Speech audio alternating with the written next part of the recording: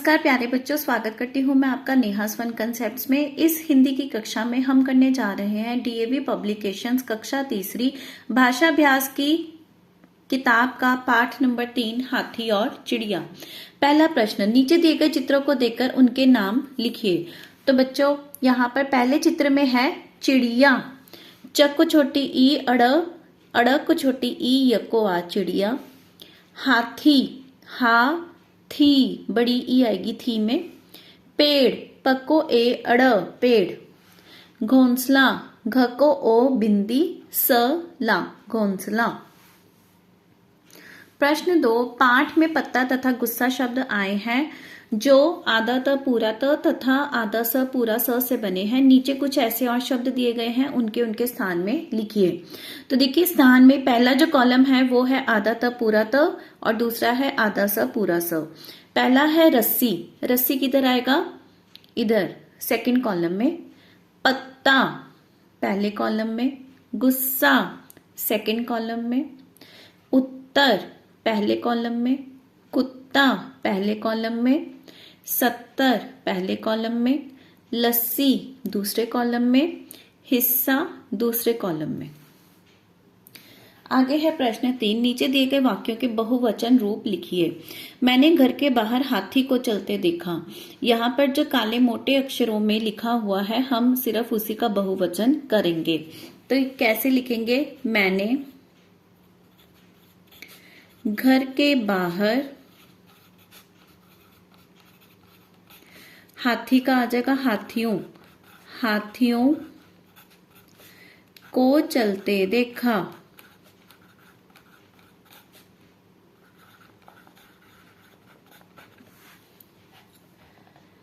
आगे है चिड़िया ने पेड़ पर घोंसला बनाया।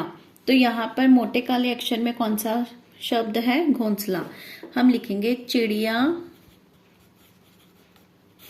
ने पेड़ पर घोंसले बनाए। आगे है पेड़ की डाली हिलने लगी। तो डाली का बहुवचन हो जाएगा डालियां। पेड़ की डालियां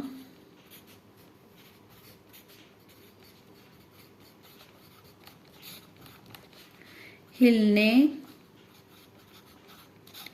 लगी। अब लगी के ऊपर भी बच्चों बिंदी आएगी, ठीक है। प्रश्न 4, नीचे दिए गए शब्दों के उल्टे अर्थ वाले शब्द चुनकर लिखिए। मतलब हमने ऑपोजिट्स लिखने हैं, विलोम शब्द। नया पुराना, न्यू ओल्ड। हंसना रोना, लाफ क्राई। नीचे ऊपर, ये लिखा ऊपर, बॉटम टॉप। दुख सुख, सुखेरा। बड़ा छोटा, बिग स्मॉल। कम ज्यादा, लेस मोर। कमजोर ताकतवर, वीक स्ट्रॉन्ग। बेचना खरीदना, सेल बाय। आगे है प्रश्न 5, नीचे दिए गए शब्दों पर चंद्र बिंदु लगाइए। यहां हा के ऊपर चंद्र बिंदु। हंसते ह के ऊपर चंद्र बिंदु। आंखें आ के ऊपर चंद्र बिंदु। करूंगी रू के ऊपर चंद्र बिंदु। वहां हा के ऊपर चंद्र बिंदु। मुंह मुंह के ऊपर चंद्र बिंदु। जाएंगे ए के ऊपर चंद्र बिंदु। दिखाऊंगा ऊ के ऊपर चंद्र बिंदु। प्रश्न 6, दिए गए शब्दों का वाक्यों में प्रयोग कीजिए। घर, यह मेरा घर है। काम, मैं काम कर रही हूं। घोंसला, चिड़िया घोंसला बना रही है।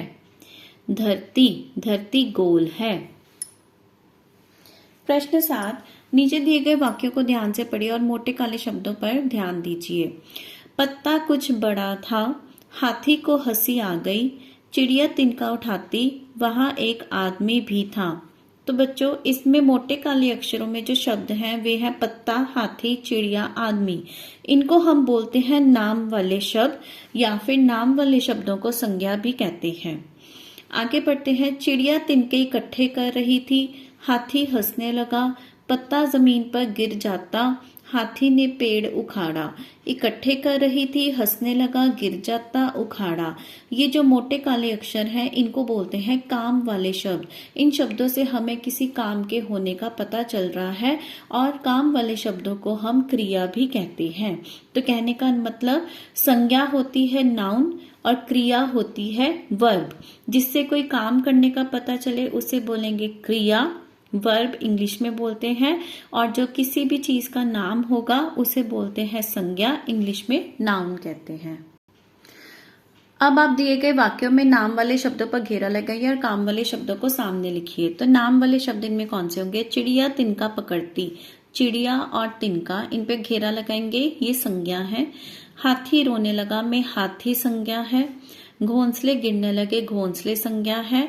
आदमी दौड़ने लगे, आदमी संज्ञा है। अब काम वाले शब्द कौन से होंगे? पकड़ती, दूसरे सेंटेंस में रोने लगा, तीसरे में गिरने लगे, चौथे में दौड़ने लगे।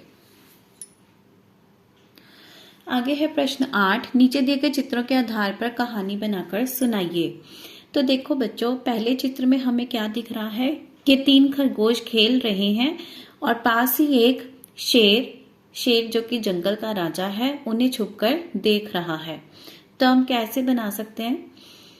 एक समय की बात है, 3 खरगोश दोस्त आपस में मिलकर खेल रहे थे, जंगल में खेल रहे थे। झाड़ियों के पीछे से शेर जो कि जंगल का राजा है उन्हें देख रहा था। शेर के मन में लालच आया। उसने सोचा क्यों ना इन खरगोशों को मारकर खाकर मैं अपनी भूख मिटाऊं। पीछे एक तालाब भी था जिसमें एक सुंदर सा हाथी नहा रहा था। शेर झाड़ियों में से निकलता है और खरगोश पे झपट्टा मारने की कोशिश करता है। एकदम से तीनों खरगोश शेर की आवाज सुनकर डर जाते हैं और दौड़ने लगते हैं। दौड़ते दौड़ते वे उसी झील के पास पहुंचते हैं जहां एक हाथी नहा रहा था। वे हाथी से मदद मांगते हैं कि कृपया कर हमें बचा ले कि शेर हमारे पीछे पड़ा है। हाथी को एक तरकीब सूझी। उसने अपनी सूंड नीचे धरती के साथ जोड़ी। खरगोश सूंड के रास्ते हाथी के ऊपर चढ़ गए और पीछे पूंछ के जरिए झील की दूसरी तरफ जमीन पर उतर गए। और शेर को रोकने के लिए हाथी ने अपनी सूंड में बहुत सारा पानी इकट्ठा किया और शेर के ऊपर छोड़ दिया। खरगोश उधर से भाग निकले और इस तरह से खरगोश बच गए और शेर झील की एक तरफ ही रह गया और हाथ मलता रह गया।